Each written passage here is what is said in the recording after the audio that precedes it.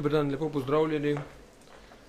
Danes je na obisku v Slovenski vojski načelnik generalštaba Vojske Republike Makedonije, general podpolkovnik Miroslav Stojanovski. Gre za povratni obisk.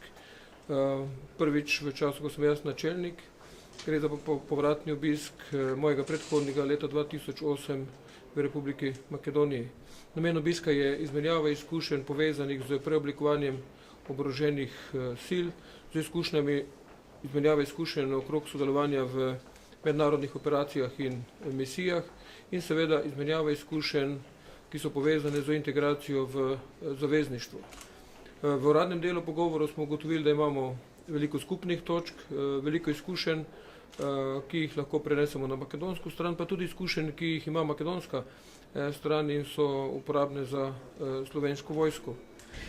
Ob tej priložnosti želim povedati še eno pomembno zadevo, in sicer 3. maja bo v NATO poveljstvo v Skopju slovenski brigadir prevzel vodenje tega poveljstva, kar je pravzaprav poseben dogodek v razvoju odnosov v sklopu NATO, pa tudi seveda v razvoju podpore Republike Slovenije prizadevanj Republiki Makedoniji, da končno sprejme povabilo v zavezništvo.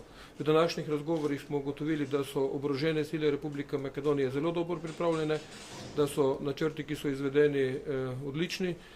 Če to primerjamo seveda z tistimi načrti in aktivnostmi in izkušnjami, ki jih ima Republika Slovenija in Slovenska vojska takrat, kadar je čakala na povabilo. Hvala lepa.